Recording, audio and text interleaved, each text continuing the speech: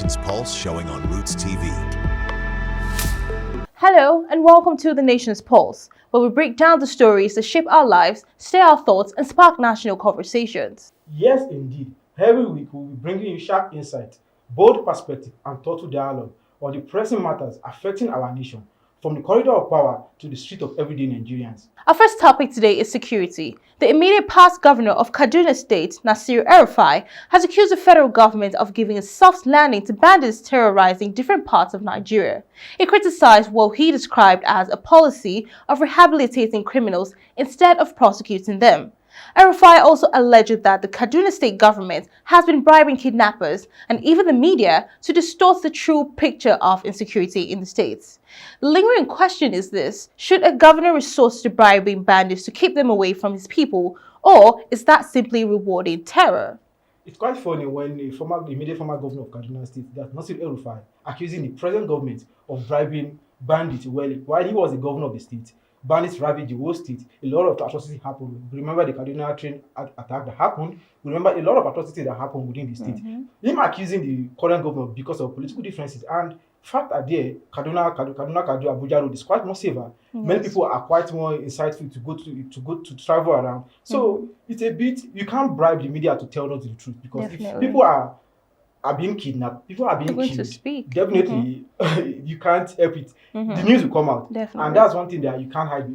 A lot of people have been killed across other Nigerians, but you could see Kaduna, in a bit way sense, Southern Kaduna has been peaceful for the last 2 years. All right, thank you for your input on that. Let's move on to the next topic. Still on security matters, Simon Ekpa, the almost elusive leader of the prescribed indigenous people of Biafra, has joined his predecessor, Nnamdi Kanu, behind bars. Ekpa was sentenced to 6 years in prison in Finland after being convicted on terrorism-related charges.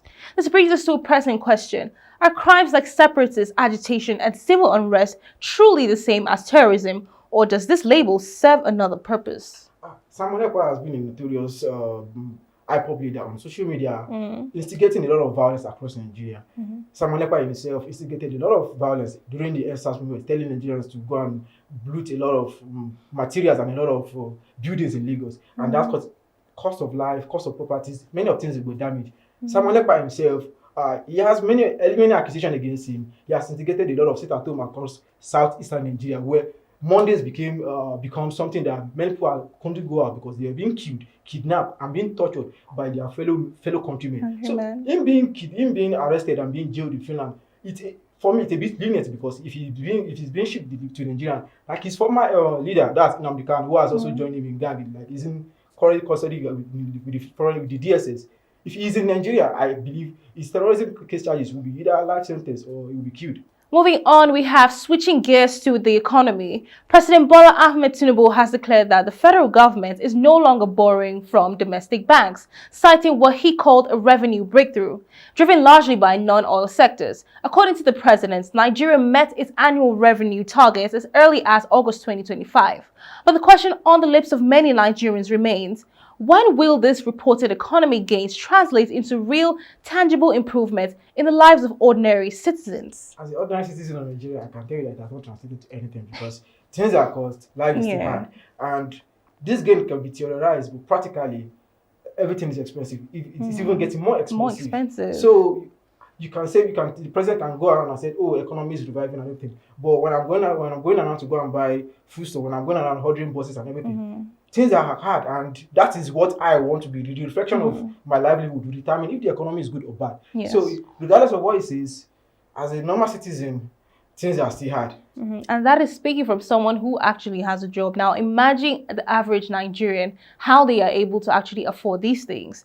Now, on to the next we have on the international scene. China celebrated her Victory Day on September 3rd.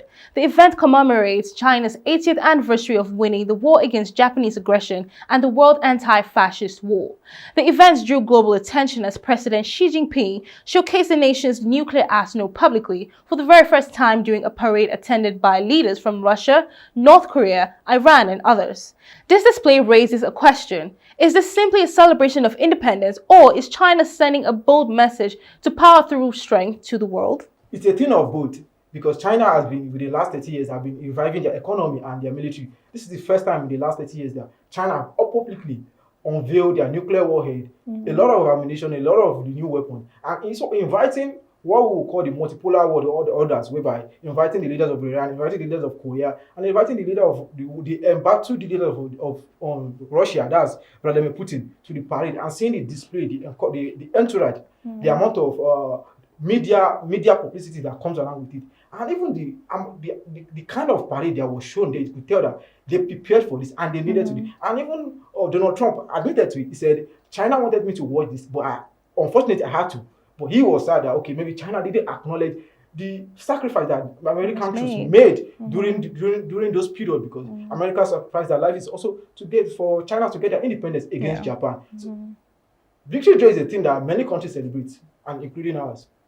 All right, thank you. And finally, in sports, Nigerian forward Victor Boniface has sealed a loan move to Werder Bremen after a failed medical test, ending his transfer hopes with AC Milan. The striker, who remains a Bayer Leverkusen player, will now look to revive his career in Germany with the Green-Whites. But fans are left wondering, how does a player fail a medical with one club only to pass with another just days later? Does that make any sense? It's a thing of mystery to many people, especially football fans. A football player will go to a club, the medical team will fail him, we failed medical because of a lot of things. And that same player will go to another thing and he will pass medically just days before. So I think it's a thing of technicality of both sides, whereby when a team look at the players' history and their finances, and even maybe they have other options. Okay, we have other options that they were not taking before. Now they think, okay, this guy, let's just field him medically, and the other guy that we had will pass him medically. And it's a thing of so I think that's, but kudos to him. Congratulations to also Victor Boniface. He has faced a lot, having 2 ligament injury. He has faced it, and winning the league with winning the Bundesliga league with Leverkusen for the first time in a long while. So that's with unbeaten also. Those are records that are hard to break. And him going to Werder Bremen is also a team of progression, and I believe he'll perform well. All right. In the end, these stories remind us that behind every policy, every conflict, every celebration, and even every transfer window, there are deeper questions that linger. Join us next time, and until then, stay informed, stay engaged, and keep your finger on the nation's pulse.